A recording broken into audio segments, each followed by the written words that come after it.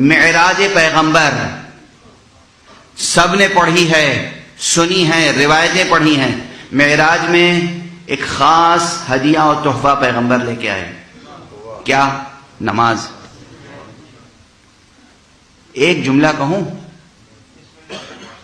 مقام مصطفیٰ یہ ہے کہ نماز جیسی عبادت کو معراج سے زمین پر لے کر آئے، اور ان کے پوتے زین العابدین کا کارنامہ یہ ہے کہ نماز کو زمین سے پھر مقام معراج پر پہنچا دیا.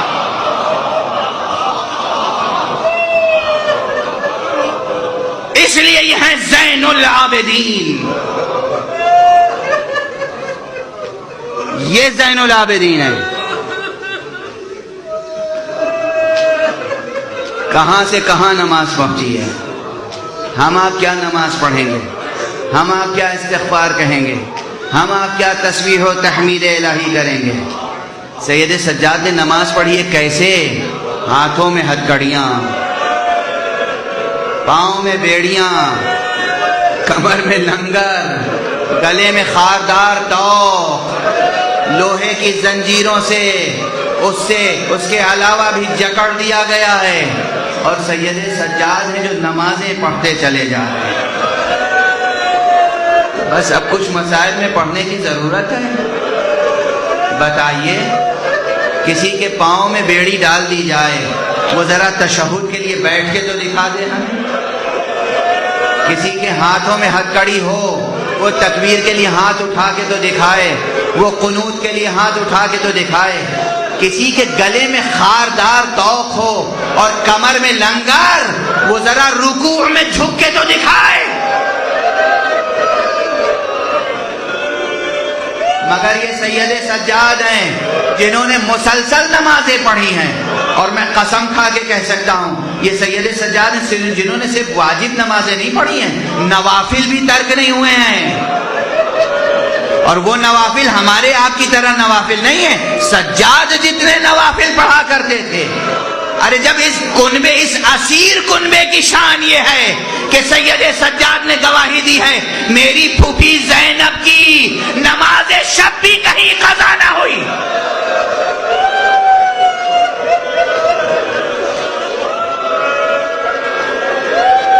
آزادارو، ایک جملہ سن لو، برداشت کر لو، اور پھر آزاداری کا ثبوت دینا.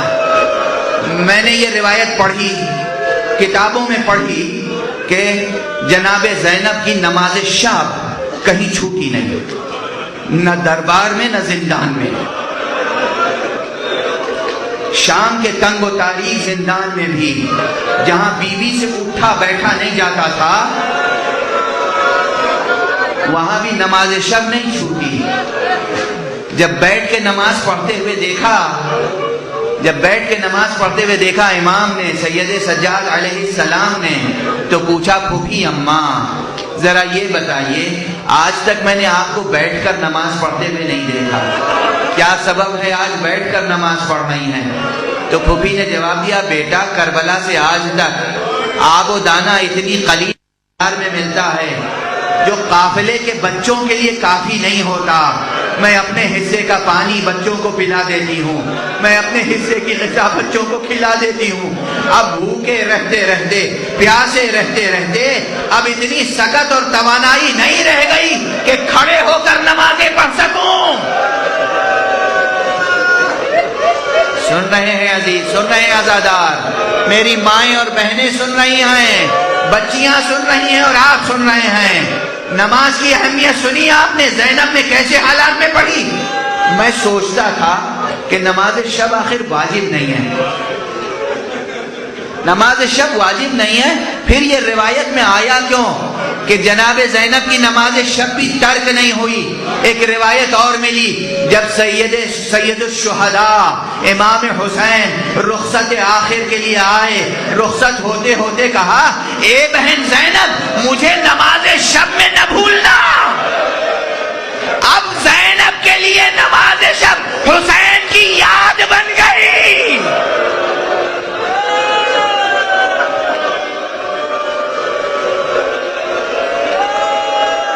حسین کی یاد ہے، یاد ماتم بھی حسین کی عزاداری ہے، نماز شب بھی حسین کی عزاداری۔ نماز شب پڑھا کرو اور اس میں وہ دعا کیا کرو جو حسین کے لیے دعا مخصوص ہے۔ اللہم صل علی الحسین وعلی علی ابن الحسین وعلی اولاد الحسین وعلی اصحاب الحسین، یہ نماز شب میں پڑھو۔ نماز شب کو عزاداری کا جز سمجھو، اس لیے کہ زینب نے نماز شب کو عزاداری بنا دیا ہے۔ عزاداری، سنو بات آگے پڑھا رہا ہوں۔ جب زینب کی نماز شب قضا نہیں ہوئی تو کوئی باور کر سکتا ہے کہ سید سجاد کی نمازیں نافلہ چھوٹ گئی ہو، نماز شب چھوٹ گئی؟ نماز کہیں نہیں چھوٹی، حالانکہ ایسے ایسے موڑ آئے ہیں۔ بس اب ایک منظر ذکر کر دوں اور گفتگو ختم کر رہا ہوں۔ امام کی شہادت آج نہیں پڑھ سکوں گا، مجھ میں طاقت و سکت نہیں ہے۔ منظر یہ ہے کہ کوفے اور شام کے درمیان تپتا ہوا صحرا ہے، دوپہر کا وقت ہے اور دھوپ کی شدت سے سید سجاد کے ہاتھوں میں جو ہتھکڑی ہے اس سے چھالے پڑ رہے ہیں، جو زنجیریں ہیں اس سے جسم مبارک پہ چھالے پڑ رہے ہیں، جو توق کے کانٹے ہیں وہ چبھ رہے ہیں، گلے سے لہو رس رہا ہے، اور سید سجاد نماز پڑھنا چاہتے ہیں، جلتی ہوئی ریت پر تیمم کر رہے ہیں۔ ظالم دشمن نے اپنے ٹھہرنے کے لیے خیمہ نصب کیا ہے، اسیروں کو دھوپ میں کھڑا کیا ہے، لیکن خیمہ بلند ہے، خیمے کا تھوڑا سا سایہ ریت پر پڑ رہا ہے، زمین پر پڑ رہا ہے۔ سید سجاد نے ظالم کی شقاوت کو نمایاں کرنے کے لیے ایک اقدام کیا ہے، راحت طلبی کے لیے نہیں، ظالم کی شقاوت کو نمایاں کرنے کے لیے آہستہ آہستہ زنجیروں کو سنبھالے ہوئے تیمم کرنے کے بعد اس سائے میں آ کے کھڑے ہوئے جو خیمے کا سایہ زمین پر پڑ رہا تھا۔ جیسے ہی زنجیر کی آواز خیمے کے اندر پہنچی، ظالم نے کہا اپنے غلام سے جا کے دیکھو یہ قیدی خیمے کے قریب کیوں آ رہا ہے۔ غلام نے جا کے کہا کہ یہ نماز پڑھنا چاہتے ہیں۔ کہا جا کے کہہ دو جہاں کھڑا کیا گیا ہے وہیں کھڑے ہو کے نماز پڑھیں، سائے میں کھڑے ہونے کی اجازت نہیں ہے۔